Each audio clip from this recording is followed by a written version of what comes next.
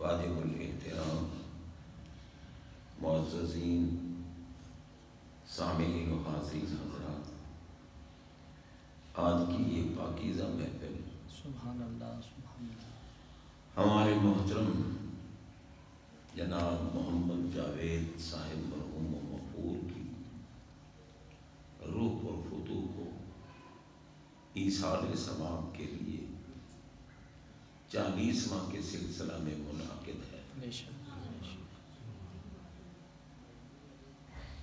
بس 40ویں کے متعلق ہی تھوڑی سی گفتگو ہوگی۔ سب سے پہلے تو یہ ہے کہ ہم سارے مل کر اللہ تعالیٰ کی بارگاہ میں دعا کریں کہ یا اللہ، جس مرحوم کے لیے ہم اکٹھے ہوئے ہیں تو ان کی بخشش آمین۔ اگر آپ ایصال ثواب کے لیے آئے ہیں تو آمین کہنا۔ اگر کوئی رسم نبھانے یا ان کی اولاد یا ان کی عزیز و اقارب کو صرف دکھانے کے لیے آئے کہ ہم آئے ہیں تو پھر کوئی ضرورت نہیں آمین کہنے کی، کیونکہ ہم تو اس ذات کی بارگاہ میں بیٹھے ہیں جو علیم بذات الصدور، سبحان اللہ، بے شک، جو ہمارے دلوں کی کیفیت کو جاننے والی ہے۔ اور یہ بھی ہمارے آقا علیہ السلام نے آیا کہ ان اللہ لا ينظر الى صورکم بل ينظر الى نیت قلوبکم۔ اللہ تعالیٰ تمہاری صورتوں کو نہیں دیکھتا، کیا بات، کیا بات، بے شک بے شک۔ اب صورتوں کے اعتبار سے دیکھو تو کئی لوگ بزرگ نظر آتے ہیں، ان کی داڑیاں دیکھو، ان کے جبے دیکھو، ان کی دستاریں دیکھو، پتہ چلتا ہے کہ یہ شاید بزرگ ہیں، مگر عارف رومی نے ہمیں پہلے بتا دیا رحمت اللہ علیہ نے کہ اے بسا ابلیس آدم روئے ہست، پس بہر دستے نہ پائے داد دست۔ فرمایا یہ شیطان ابلیس ہے، یہ نامراد بڑا مکار ہے، کئی مرتبہ بزرگوں کے لباس اور بزرگوں کی شکلیں بنا کر آ جاتا ہے۔ صرف صورت دیکھ کر فریفتہ نہ ہو جایا کرو، قریب بیٹھ کر دیکھو آیا محبت رسول سے اس کا دل منور ہے یا نہیں۔ کیا بات، اگر اس کی گفتگو سے مدینے والے آقا کی عظمت کی خوشبوئیں آتی ہیں کیا بات، تو پھر سمجھو کہ وہ اللہ کا بندہ ہے۔ بے شک بے شک۔ اگر خوشبوئیں نہیں آتی تو پھر سمجھو کہ یہ مکار ہے، یہ عیار ہے، یہ ابلیس ہے۔ حضرات محترم، اللہ تعالیٰ ہماری صورتوں کو نہیں دیکھتا، ہمارے دلوں کی نیتوں کو دیکھتا ہے۔ سبحان اللہ، بے شک۔ دل کیا ہے؟ اب آپ دیکھیں کربلا میں امام حسین علی مقام علیہ السلام کے مقابلے میں جو کھڑے تھے، کیا وہ لا الہ الا اللہ محمد رسول اللہ نہیں پڑھتے تھے؟ کلمہ پڑھنے والے تو تھے وہ۔ اب کوئی کہے کہ وہ کلمہ پڑھنے والے تھے، کلمہ پڑھنے والوں کو کچھ نہ کہو، تو یہ کہنے والا خبیث ہے۔ جو بندہ صحیح العقیدہ ہے، محب ہے، وہ تو لعنت بھیجے گا کہ تمہارے کلمے کا کیا اعتبار ہے مردودو، تم نے تو اس ہستی پر ظلم کیا جس ہستی کو ہمارے آقا کندھوں پہ اٹھا، اللہ، جن کے لیے آقا نے اعلان کیا حسین منی و انا من حسین، اور میں حسین مجھ سے ہوں، میں حسین سے ہوں۔ اور کیا مطلب مجھ سے اور میں حسین سے ہوں؟ کالشیء الواحد، اور میں حسین اور میں ایک چیز ہے۔ کیا بات، کیا بات، سبحان اللہ۔ جو حسین سے محبت کرتا ہے وہ مجھ سے محبت کرتا ہے، جو حسین سے عداوت رکھتا ہے وہ مجھ سے عداوت رکھتا ہے۔ جسے حسین میں نقص نظر آتا ہے اسے مجھ میں نقص نظر آتا ہے، جسے مجھ میں نقص نظر آئے وہ خبیث ہے، وہ طیب نہیں ہو سکتا۔ بے شک، بے شک۔ یہ نہیں ہے کہ جی کلمہ پڑھنے والوں کو کچھ نہ کہو، اور کلمہ تو کتے یہ مرزائی جو ہیں قادیانی، یہ بھی یہی کلمہ پڑھتے ہیں، ان نے کوئی اور کلمہ نہیں بنایا ہوا ہے، یہ بھی یہی پڑھتے ہیں لا الہ الا اللہ محمد۔ اب آپ بتائیں سارے قادیانی کافر ہیں یا نہیں؟ بے شک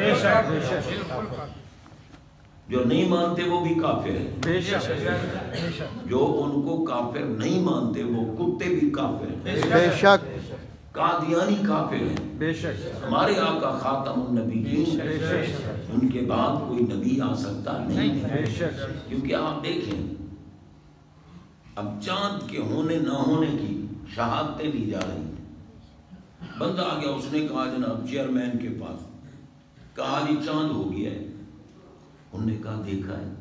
نہیں دیکھا نہیں، لوگ کہہ رہے تھے کہ چاند ہو گیا، اعلان نہیں ہوگا، ایک آئے، دو آئے، 10 آئے، 20 آئے، جتنے آ جائیں، اگر وہ یہ کہے نا کہ ہم نے دیکھا نہیں ہے، لوگ کہہ رہے تھے، اعلان نہیں ہوگا چاند کے ہونے کا۔ اگر کوئی ایسا آ جائے کہ جو کہے جناب میں اپنی آنکھوں سے دیکھ کے آ رہا ہوں چاند ہو گیا، پھر اعلان ہو جائے گا کہ شہادت دینے والا آ گیا ہے۔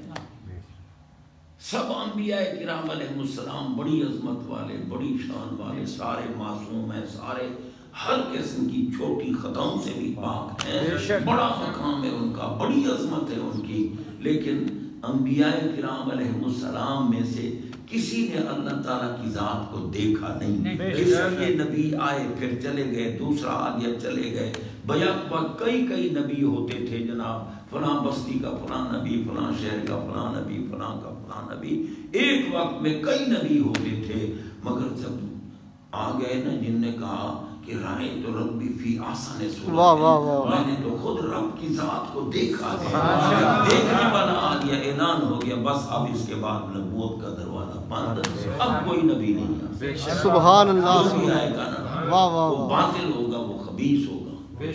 تو حضرات محترم یہ نہیں ہے کہ کلمہ کوئی پڑھ لے بس وہ ہی بہت اچھا ہو گیا، نہیں، کلمے کے تقاضے کو بھی پورا کرے نا۔ کلمہ تو پڑھا تو نے، یہ محمد رسول اللہ، اور پھر محمد کو محمد نہ مانے، رسول اللہ کو رسول اللہ نہ مانے، کیونکہ محمد اس کو کہتے ہیں جو ہر عیب سے پاک، عیب کا نام و نشان جس ہستی میں نہیں اس کو محمد سے، اور رسول اللہ اس کو کہتے ہیں جو اللہ سے لیتا ہے اور مخلوق میں بانٹتا ہے۔ سبحان اللہ۔ اور کوئی کہے کہ نبی سے تو مانگنا ہی شرک ہے، تو اس نے رسول اللہ کہاں مانگا؟ اس لیے حضرات محترم میں اختصار عرض کر رہا ہوں کہ بھائی صرف کلمے پر اعتبار نہیں، اس کے بیانات دیکھو، اس کے حرکات دیکھو، اس کے کلمات دیکھو، کیا کہہ رہا ہے۔ اگر اس کے کلام میں میرے آقا کی عظمت کا ذکر ہو رہا ہے اور بے عیب مان رہے، جیسے اعلیٰ حضرت بریلی کے تاجدار رحمت اللہ علیہ کہا، تیرے تو بس عیب تناہی سے ہیں بری، حیران ہوں میرے شاہ کے کیا کیا کہوں تجھے۔ آقا آپ کو تو اللہ نے اتنے اوصاف، اتنے کمالات، اتنے محامد و محاسن عطا کیے ہیں کہ جو ختم ہو سکتے ہی نہیں ہیں، ختم ہونے کے عیب سے بھی آپ کے کمالات پاک ہیں، سبحان اللہ، سبحان اللہ، ہر اعتبار سے پاک۔ اور پھر دیکھو یہ نظام کیوں بنایا؟ موت تو برحق ہے نا، ہر ایک کو آنی ہے، جس کو آنی ہے وہ بولے باقی بے شک۔ اب ممکن ہے کوئی آب حیات پی کے بیٹھا ہو کہ میں مرنا ہے، جس نے نہیں مرنا نا وہ ہم میں سے نہیں ہے، ہم تو مرنے والے ہیں، ہم تو کیونکہ کل نفس ذائقۃ الموت۔ یہ اور بات ہے کہ موت ہے مختلف، کافر کی موت اور ہے، گستاخ کی موت اور ہے، مومن کی موت اور ہے، ولی کی موت اور ہے، نبی کی موت اور ہے، اور کل نبیوں کے آقا کی موت اور ہے۔ سبحان اللہ۔ یہ نہیں کہ کوئی ملا کہے جناب ان کو بھی تو موت آ گئی، او پاگلوں میرے نبی کی تو کنیز ہے موت، موت نہیں تھی ہمارے آقا تھے، حیات نہیں تھی ہمارے آقا تھے۔ امتی نبی کا محتاج ہوتا ہے، نبی امت کا محتاج نہیں ہوتا، وہ نبی امت پہ غالب ہوتا ہے، امت نبی پہ غالب نہیں ہوتی۔ اور ہمارے آقا کی امت کتنی ہے؟ فرمایا ارسلت الی الخلق کافہ، ہر وہ شے ہے جس کو مخلوق کہو گے وہ میری امت ہے. اور جب کوئی مخلوق ہمارے آقا کی امت ہے تو قرآن نے بتایا کہ خلق الموت والحیات، فرمایا موت بھی خالقہ مخلوق ہے اور حیات بھی مخلوق ہے.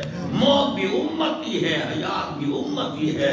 امت بعد میں ہے، ہمارے آقا کون سے پہلے ہے. اس لیے موت نہیں تھی آقا تھے، حیات نہیں تھی آقا تھے. کوئی بشر بغیر موت کی نسبت کے عالم برزخ میں نہیں جا سکتا. ہمارے آقا کا کمال ہے کہ موت کی نسبت نہیں ہوئی. دنیا والوں میں بھی بیٹھے ہوتے تھے، قبر والوں کو بھی جلوہ دکھا رہے. سبحان اللہ سبحان اللہ. یہ کوئی نہ سمجھے کہ موت آ گئی، موت آ گئی، ان کو بھی موت آ گئی.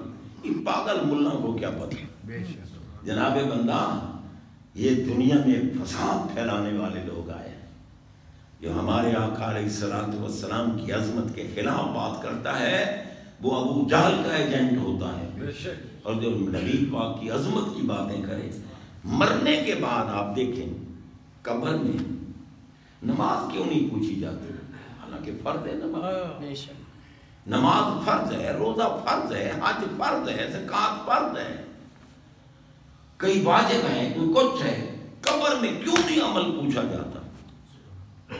مرنے کے بعد پہلا مرحلہ قبر ہے. قبر میں نہ نماز کی بات ہوتی ہے، نہ روزے کی ہوتی ہے، نہ حج و زکوٰۃ کی، نہ اعمال کی، کسی عمل کی بات نہیں ہوتی قبر میں. قبر میں کس شے کی بات ہوتی ہے؟ صرف مدینے والے کی عظمت کی بات. مر کے آنے والے میرے حبیب کو پہچانتا ہے یا نہیں پہچانتا؟ اب دیکھو نا، سوال ہو رہے ہیں نا قبر میں، آپ بھی سنتے رہتے ہوں گے. سوال ہو رہے ہیں قبر میں کہ ما کنت تقول فی ھذا الرجل. اب یہ کلمات اس بات کا تقاضا کر رہے ہیں کہ ہمارے آقا جسم سمیت قبر میں جلوہ فرماؤ. کروڑوں آدمی بیک وقت موت آ جائے ان کو، اور مختلف ملکوں میں مختلف مقامات پر ان کو بیک وقت دفن کیا جائے. اللہ نے ہمارے آقا کو اس کمال سے نوازا ہے، ہر قبر میں جسم سمیت مردے کے قریب موجود ہو. سبحان اللہ سبحان اللہ. واہ. میں حدیث عرض کر رہا ہوں، کہانی نہیں سنا رہا. تو جناب غور کیجیے،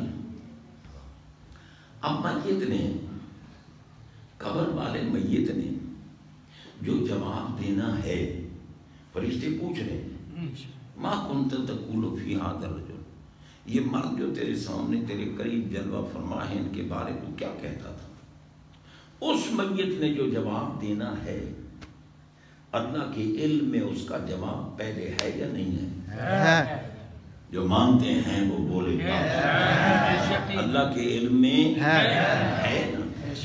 یا اللہ تیری ذات کی قسم تیرے علم میں ہے، تو عالم الغیب ہے، تو محیط علم کا مالک ہے، تو قدیم علم کا مالک ہے، ہمیشہ سے ہمیشہ کے لیے سب کچھ تیرے علم میں ہے. تو پھر یہ پوچھنے کی حکمت کیا ہے؟ تو جانتا ہے کہ اس نے جواب کیا دینا ہے. پوچھنے کی حکمت کیا ہے؟ یہی حکمت ہے. فرمایا میں جانتا ہوں، عالم الغیب ہوں، مگر میں دنیا کو دکھانا چاہتا ہوں کہ قبر بھی اسی کی جنت کا باغ بنے گی جو قبر میں آ کر بھی میرے مدینے والے محبوب کی عظمت کا ذکر کرے گا. اگر ذکر مصطفیٰ نہیں کرے گا تو قبر جہنم کا گڑھا بن جائے گی، اگر ذکر رسول کرے گا تو قبر جنت کا باغ بنے گی. اگر ذکر رسول کب کرے گا؟ جب کسی مرد کامل کے دامن سے واہ واہ واہ واہ سبحان اللہ. محبت اور عشق کی راہیں دکھائے، بے شک جو عشق کی راہیں دکھائے. اور یہ قسمت والوں کی بات ہوتی ہے بھائی، قسمت والوں کی. ایک ٹولہ پیروں کا ایک ٹولہ ایسا نکلا ہوا ہے جو کہتے ہیں نماز کی ضرورت نہیں، پیر کو دیکھتے رہو. ایک جگہ ان کا اور میرا ٹاکرا ہو گیا محفل میں، ناروبال کے سے آگے ایک پنڈ میں. تو میں نے اپنی گفتگو میں یہی کہہ دیا کہ میں نے کہا کچھ ایسے منحوس اور خبیث لوگ پیدا ہو گئے ہیں کہ نماز کی ضرورت نہیں، پیر کو دیکھتے رہو. جو پیر نماز نہیں پڑھواتا وہ تو شیطان ہے. रब ने कहा नमाज पढ़ो, आका ने फरमाया नमाज पढ़ो, ऐसे पढ़ो जैसे मुझे पढ़ते हुए देखा है। सिद्दीक अकबर जैसी हस्तियों ने नमाज पढ़ी, फारूक आजम जैसी हस्तियां, जुन्नुरैन जैसी हस्तियां, हैदर कर्रार, सहाबा किराम, सारे गौसों कुतुबों ने नमाजें पढ़ी हैं। वो कैसा पीर निकल आए जो कहते हैं नमाज की जरूरत नहीं है, पीर को देखते रहो। क्या मेरे आका से बड़ा पीर भी कोई नहीं? तो फिर आका ना फरमाते सिद्दीक नमाज की जरूरत है, मुझे देखते रहो। अल्लाह, आका को देखने से तो जहन्नम भी आराम होती है। बेशक। ला तमुस्सुन्नार मुस्लिम रानी और आमर रानी, फरमाया जो मेरा दीदार करे या मेरा दीदार करने वाले का दीदार करे उस पे जहन्नम हराम। इसीलिए तो रब ने फरमाया जाओ अपने गुलाम और कनीज को महबूब दीदार तुम कराओ, कब्र को गुलजार में बना। सुभान अल्लाह, सुभान अल्लाह। तो मुझे उनमें से एक बंदा कहने लगा कि जनाब नमाज भी पढ़ता हो और तबलीग करे, लोग असर ना लें, तो फिर उस नमाज का क्या फायदा? तबलीग करे और असर लोग न लें तो उस नमाज का क्या फायदा? मैंने कहा ये बता, अबू जहल का कसूर था या हमारे आका का? अल्लाह, अगर कोई बंदा अबू जहल जैसी जिंदगी रखता है तो कोई मुबल्लिग उस पर तबलीग का असर नहीं कर सकता। जब हुजूर अलैहिस्सलातु वस्सलाम ने तबलीग फरमाई और मक्का के काफिर रहे, तो ये रब ने फरमाया कि प्यारे इनके दिल मर चुके हैं, खातमल्लाहु अला कुलूबिहिम व अला सामिहिम व अला अब्सारिहिम, इनके दिल मर चुके हैं, इनके कान बंद हो गए, इनकी आंखें अंधी हो गई हैं, ये नहीं देख सकते, न कलमा हक सुन सकते। मैंने कहा जिन कुत्तों के दिल मर चुके हैं, आसाफ खत्म हो चुके हैं, वो तो नहीं तबलीग का असर कबूल करते, मगर जिनके दिलों में अल्लाह ने नूर ईमान की रमक रखी है ना, वो कबूल कर ले। ये नहीं है कि मुबल्लिग का कसूर है, कसूर सुनने वाले का है कि अगर तुझ जैसा कोई मनहूस हो तो वो नहीं कबूल करेगा, अगर कोई सही बंदा बैठा है तो वो कबूल करेगा। तो बहरहाल हज़रात मोहतरम, रब्बुल आलमीन जल्ल शानहू ने हमारे आका अलैहिस्सलातु वस्सलाम का सदका ये बनाया है। देखो ना, कब्र में भी सरकार का जिक्र, हश्र में भी सरकार का जिक्र, जहां भी जाओ सरकार का जिक्र है। तो भाई उनका जिक्र करो, उनकी मोहब्बत को दिल में जगह दो, ऐसे आशिक बनो जो आका की अजमत का जिक्र है और तुम्हें बांटतारी हो जाए। ये नहीं है कि नबी के जिक्र की महफिल हो और हम बेगर्ज होके बैठ जाएं, तवज्जो भी ना करें। जो अपने आका की अजमत को तवज्जो से सुनना नहीं चाहता वो मेरे नबी का कुछ नहीं।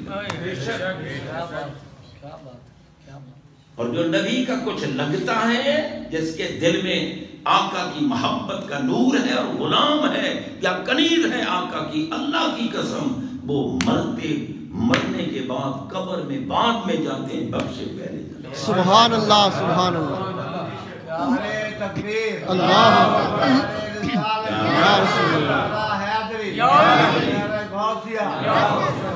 आप ये देखिए जनाजा फर्ज है या नहीं है? बेशक क्यों फर्ज है। जनाजा फर्ज है ना, फर्ज किफाया है। मुमकिन है किसी के ज़हन में अजी फर्ज नहीं है, फर्ज किफाया है।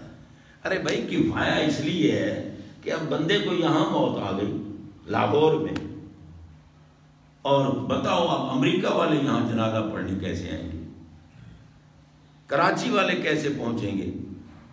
इसलिए फर्ज किफाया है कि जनाजा पढ़ने के लिए अगर चंद बंदे भी आ गए या एक बंदे ने भी जनाजा पढ़ लिया तो जनाजा हो गया। इसलिए फर्ज किफाया है। फर्ज ऐन होता तो फिर तो सबको आना पड़ता, और एक दिन में कई जनाजे, लाखों जनाजे होते हैं, तो किस तरह सारी दुनिया वहां पहुंच सकती थी? इसलिए फर्ज किफाया है कि चंद बंदों ने पढ़ लिया हो गया, मगर है फर्ज, है फर्ज। अगर कोई नहीं पढ़ेगा ना जनाजा, बगैर जनाजा पढ़ने के मैयत को दफन करेंगे तो रब भी नाराज है और हमारे आका भी नाराज है। क्यों? फरमाया महबूब चाहते ये हैं कि मेरा उम्मती कब्र में बाद में पहुंचे, बख्शिश पहले। अल्लाह, सुभान अल्लाह। अज़ीज़ुन अलैहि मा अनित्तुम اے ان تدخلوا النار، میں میرا محبوب تمہارے جہنم میں جانا محبوب برداشت نہیں فرماتے. حریص علیکم، اے ان تدخلوا الجنت، محبوب حریص ہیں کہ محبوب کا ہر غلام اور کنیز جنت میں جائے. میں قرآن و حدیث سنا رہا ہوں، میری طرف متوجہ رہیں، کیونکہ اس طرح بے ادبی ہوتی ہے. حضرات محترم غور کیجیے، میں کہانی نہیں سنا رہا، حکایت نہیں سنا رہا. سنو گے تو کچھ پتہ چلے گا نا. بے شک. قرآن کی آیت پڑھی ہے، اس کا مفہوم بتا رہا ہوں. ہمارے آقا چاہتے ہیں، ہمارے آقا چاہتے ہیں کہ میرا امتی مرد ہو یا عورت قبر میں بعد میں بخشا. رب نے فرمایا پیارے دعا تم سکھاؤ، کرم میں فرماؤں. جنازے میں ہم جو دعا پڑھتے ہیں ہمارے آقا نے سکھائی ہے. گستاخوں کے لیے اللہ نے بھی روکا ہے جنازہ نہ پڑھو. قرآن سچی کتاب ہے. بے شک. قرآن پاک میں ہے لا تصلی علی احد منہم مات ابدا ولا تقم علی قبرہ. فرمایا ہو میرے محبوب کا گستاخ، مرد ہے یا عورت، خبردار ان کا جنازہ نہ پڑھنا. قرآن پاک ہے، سورہ توبہ اٹھا کے لا تصلی علی احد منہم مات ابدا.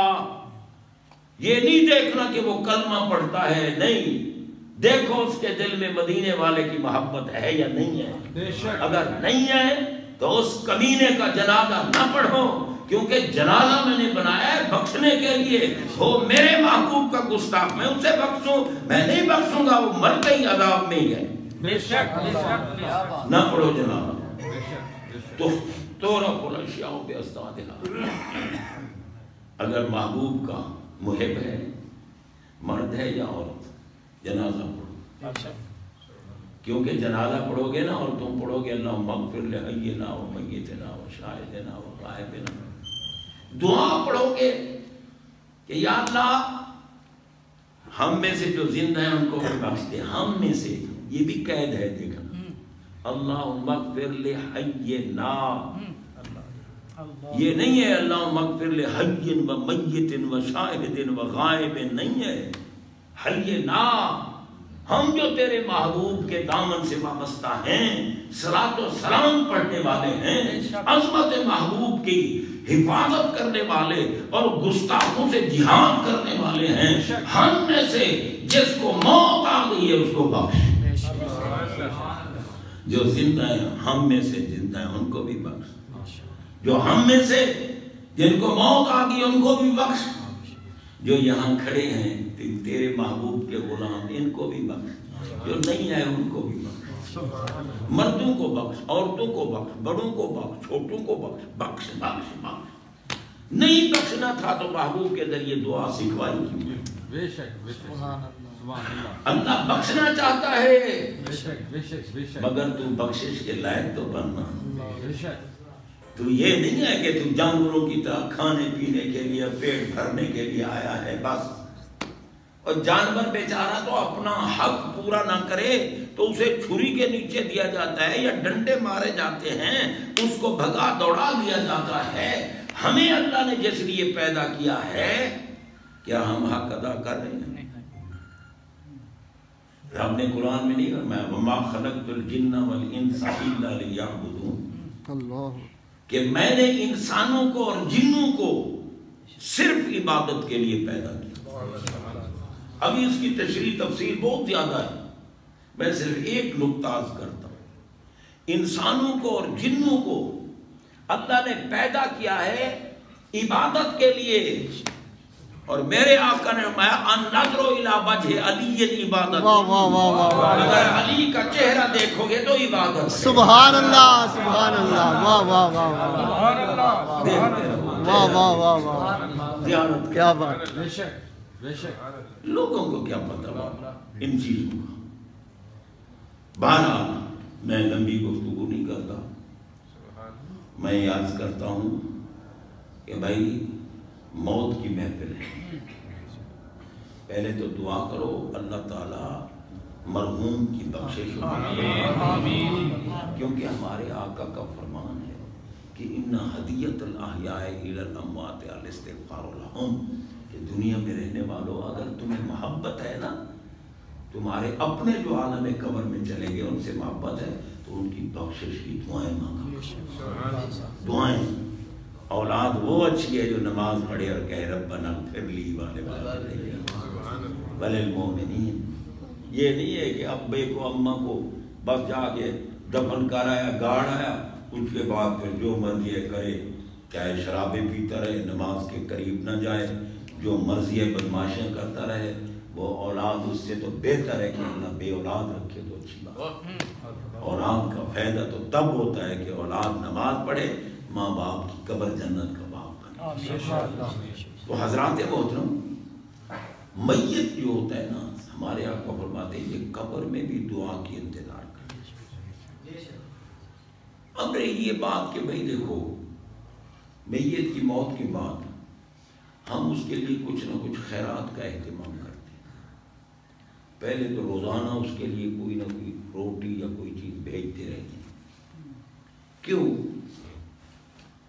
کہ وہ قبر میں جب بندہ لیا جاتا ہے نا، بے شک قبر جنت کا باغ بن جاتا ہے، مگر پھر بھی اس کی توجہ اپنے دنیا والے لوگوں کی طرف اور گھر کی طرف ہوتی ہے۔ ایک نئی نویلی دلہن سسرال کے گھر گئی، اس کا وہاں دولہا بھی ہے، اس کے چاہنے والے ہیں، اس کے ساتھ پیار کر رہے ہیں، عزت کر رہے ہیں، لیکن اس کا دل اپنے میکے کی طرف معلق ہوتا ہے، ادھر لٹکا ہوا ہوتا۔ پھر جناب بندہ چلو بھی آج چلو جی دلہن کو فلاں چیز دے کے آؤ، آج اس کو روٹی دے کے آؤ، آج اس کا فلاں کرو، یہ آنا جانا یہ لگا رہتا ہے۔ تو وہ اس گھر میں رہتی ہے، لیکن جب 40 دن گزر جاتے ہیں نا، پھر وہ اس گھر کو اپنا گھر بنا لیتی۔ ایک آدمی اگر یہ عہد کر لے کہ میں نے نماز نہیں چھوڑی، پورے 40 دن نماز پڑھتا رہے، با جماعت پڑھتا رہے یا نماز ہی پڑھتا رہے، پھر زندگی میں نماز اس سے نہیں چھوٹے گی، کیونکہ انسان کی زندگی کے ساتھ تعلق 40 دن کا ہے۔ بندہ جب پیدا ہونے لگتا ہے نا، اپنی اماں کے شکم میں آتا ہے، 40 دن تک نطفہ رہتا ہے، 40 دن کے بعد خون کی پھٹک بنتی ہے، پھر 40 دن تک خون کی پھٹک رہتی ہے، پھر خون کا لوتھڑا بنتا ہے، پھر 40 دن کے بعد اس کے نقش و نگار لگائے جاتے ہیں، پھر 40 دن اس کی نشو و نما ہوتی رہتی ہے، پھر 40 دن کے بعد اس میں سانس ڈالی جاتی ہے، پھر جناب بندہ وہ جو ہے اپنی نشو و نما اور تکمیل کے بعد جب دنیا میں آتا ہے تو ماں کو بھی 40 دن گزارنا ہے، اور جب 40 سال کا ہو جاتا ہے تو اس کی عقل کامل ہو جاتی ہے۔ 40 سال کا، یہ 40 کا عدد بندے سے تعلق رکھتا ہے جناب بندہ۔ اسی لیے اللہ کے ولی چلا کاٹتے تھے کہ بھئی 40 دن بیٹھے، اللہ کا ذکر کیا، دنیا کو چھوڑ دیا، اسی لیے اعتکاف بھی ہم پہ سنت مؤکدہ کیا گیا۔ تو بہرحال 40 دن میں انسان کی فطرت بدل جاتی ہے۔ قبر میں جب بندہ جاتا ہے نا، 40 دن تک اس کی روح معلق رہتی ہے اپنے گھر والوں کی طرف، لیکن یہ گھر والے اس کے لیے دعائیں مانگتے رہتے ہیں، خیرات کرتے رہتے ہیں۔ جب 40 دن گزر گئے، اس کے لیے خیرات کی، یہ خیرات کا ہدیہ اس کے پاس پہنچا، وہ مطمئن ہو گیا۔ اب وہ قبر کو اپنا گھر، اپنا ملک اور اپنا سب کچھ سمجھنے لگا، اطمینان ہو گیا۔ اسی لیے حضرات محترم ہم لوگ کہتے ہیں کہ یہ 40واں اگر کچھ رہتے ہیں بدعت ہے، ناجائز ہے، وہ بھی ٹھیک کہتے ہیں، کیونکہ ان کے عقیدے بد ہوتے ہیں، ان کے لیے تو پہلے دن ہی جنازہ پڑھنا حرام ہوتا ہے۔ یہ 40 میں، اور یہ تو بعد کی بات ہے نا، وہ اگر جنازہ نہ پڑھیں تو کیونکہ وہ کہتے ہیں نا کہ دوسرے کا عمل فائدہ نہیں دیتا، جو کچھ کر گیا خود کر گیا۔ تو جنازہ ہم پڑھتے ہیں یا میت خود پڑھتا ہے؟ جب ہمارا پڑھنا اگر فائدہ نہیں دیتا تو اللہ نے فرض کیوں رکھا ہے؟ اس کو فائدہ نہیں دیتا جو ایمان کے اعتبار سے محروم ہو گیا، مردہ بن چکا ہے۔ مردہ اس کو کہتے ہیں جس میں ایمان نہیں ہوتا، جس میں ایمان ہے وہ دنیا میں بھی زندہ ہوتا ہے، وہ قبر میں بھی زندہ ہے۔ سبحان اللہ۔ اس لیے حضرات محترم 40واں وغیرہ جو کرتے ہیں نا ہم، یہ یوں فضول بات نہیں ہے۔ اب جو خیرات ہوگی، جو کچھ یہ باتیں ہوئی ہیں، جو قرآن مجید پڑھ کے مل کیے گئے، جو کچھ ہوا ہے، یہ آج فرشتہ محمد جاوید مرحوم کی قبر پہ جا کے کہے گا، یا صاحب القبر العمیق ھذہ ہدیۃ اہداھا الیک اہلک فاقبلھا، اے قبر والے یہ تیرے گھر والوں نے تیری طرف ہدیہ بھیجا ہے، اس کو قبول کر۔ فیفرح، وہ قبر والا یفرح ہو، خوش ہوگا، فرحت حاصل کرے گا، اور فرحت جو ہے اس کی خوشی دوسرے قبر والوں کو بھی نظر آئے گی، کیونکہ وہ بھی ایک جہان ہے۔ جیسے آپ اس جہان میں ہم اکٹھے ہو کے بیٹھے نا، وہاں بھی اکٹھے ہو جاتے ہیں، وہ بھی ایک عالم ہے، وہ بھی ایک دنیا ہے۔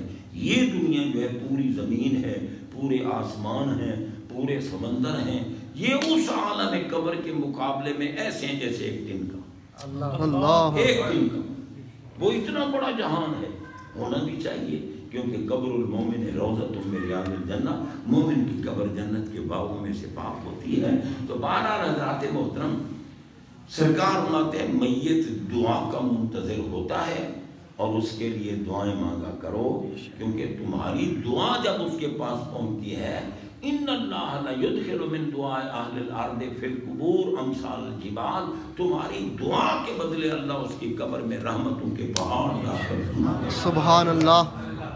رب العالمین جل شانہ ہمارے ان پیارے کی قبر کو منور فرمائے، روشن فرمائے، وسیع فرمائے، فراخ فرمائے، ان کے پسماندگان کو، ان کی اولاد کو، ان کے اہل خانہ کو، عزیز و اقارب کو اللہ صبر جمیل عطا فرمائے، اور ہم سب کو موت سے عبرت حاصل کرتے ہوئے ساری زندگی صحیح عقیدے پہ استقامت اور نیک اعمال پہ استمرار نصیب فرمائے۔ وآخر دعوانا الحمدللہ رب العالمین، وما علیہ الا